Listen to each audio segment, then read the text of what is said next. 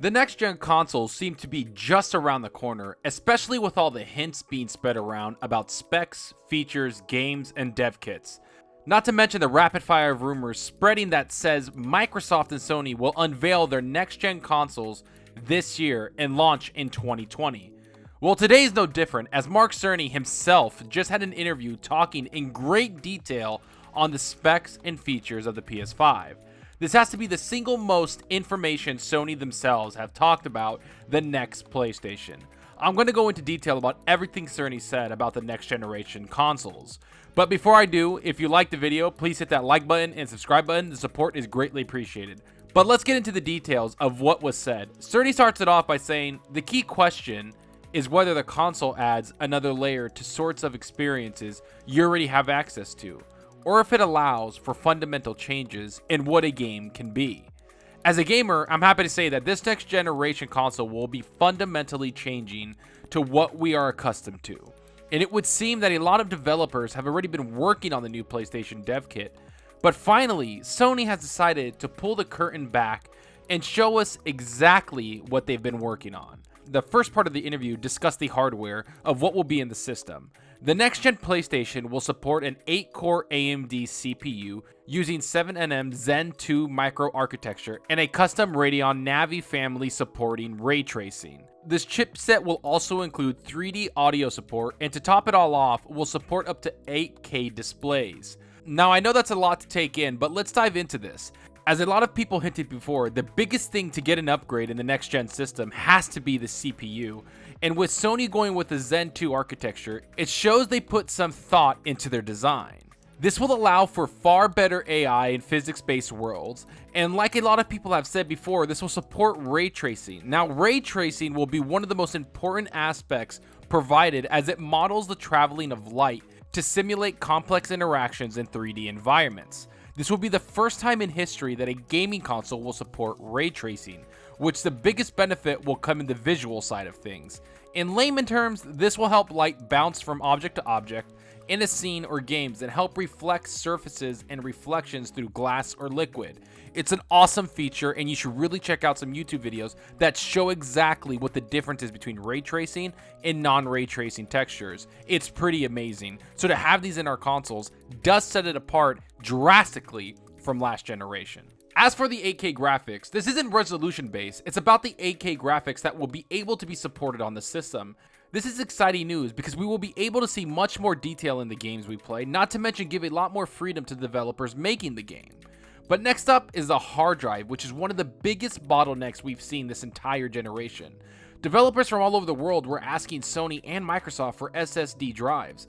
Cerny himself even said developers were asking for it by saying, starting in the fall of 2015, when Cerny first began talking to developers about what they'd want from the next generation, he heard it time and time again. I know it's impossible, but can we have an SSD?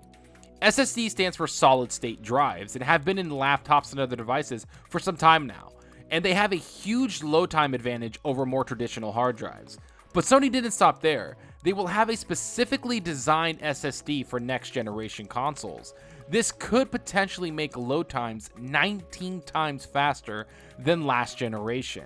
Cerny showed an example of this with Spider-Man. Here's the example. On the TV, Spidey stands in a small plaza. Cerny presses a button on the controller, initiating fast travel from a scene. When Spidey reappears in a totally different spot in Manhattan, 50 seconds have elapsed. Then Cerny does the same thing on a next-gen dev kit connected to a different TV. The dev kit, an early low-speed version, is concealed in a big silver tower with no visibility. What took 15 seconds now takes less than 0.8 seconds to be exact. This isn't the only benefit for an SSD in the console. There will be in-game benefits that a lot of people might not realize. You will have much smoother streaming in open world games. You'll be able to travel or move faster around the world and not have texture load-ins or pop-up textures. It'll be a much faster transition that you won't even tell the difference. Unlike today, where we get a lot of texture pop-ins and are limited to moving at a slower pace around the world because the hard drive can't keep up with our movements. Now let's talk about the features that have been discussed for a very long time among gamers. Will the next PlayStation be backwards compatible with the PS4? And the answer is yes, it will be. The next-gen console is based in part on the PS4's architecture, so it will be backwards compatible with games for that console. This is great considering the mistakes Sony made with the PS3 architecture and the transition to the PS4. It would seem they learned from their mistakes and gave gamers exactly what they wanted, which is back compat with all the games and library they have built up with the PlayStation 4. The console will also have a disc drive attached to it, which if you pay attention was going to happen either way. No one speculated that it wouldn't, so this doesn't surprise many people. They didn't say it will be a 4K Blu-ray player, so we will have to wait a little bit longer to see what they attach to the console. Now, as for PSVR users, the current headset for the PlayStation will be compatible with the PS5, which to me is one of the smartest moves they could have done. As we all know, the PSVR has about 4 million units sold, and it would be wise of them to take that small hardcore group and give them incentive to buy the next-gen consoles. It will help alleviate some of the costs from switching over to the PS5. Sony didn't go into detail about PSVR for next generation, but he did say it's important to the company and they will continue to support it. To what extent will they support it? We don't know, but we shall see as the future comes along. And finally, the last bit of information was about the cloud streaming strategy that Sony will be heading towards. As we know, Google and Microsoft have their respective streaming platforms in Stadia and xCloud, but Sony has been very quiet as of late when discussing the cloud streaming of games. Yet in this interview, Sony hinted that PlayStation will have a cloud streaming service, and it will be much more clear when they get closer to launching the PS5 console. So we have to wait a little bit longer before Sony reveals their plans for cloud streaming service they will provide. As for what I think about all of this amazing information, I have to say this excites me a lot. I always want competition to be at the forefront of anything I'm interested in, because it pushes people to do their best work knowing someone is after the same thing they are. For Sony to announce so many cool features and amazing specs for their console, it does push Microsoft and even Google to be that much better. As for the backwards compatibility part, I have to say it was almost a must-have for the console. It also allows Sony to launch Ghost of Tsushima, Last of Us 2, and Death Stranding at a later time on both consoles. And I'm not going to sugarcoat these specs. These are amazing pieces of hardware for a console that's just around the corner. It will show people the power of the CPU and GPU working together to give us great experiences. Not to mention the solid-state drive that will load things much faster. This whole console screams high-end and better quality of life for everyone buying it. The question now stands, what will Xbox show at E3? Microsoft has already promised to be the most powerful console from here on out, so it's going to be amazing to see what they can do after seeing these specs. Competition is ramping up, and the gaming world is about to change fundamentally from the ground up.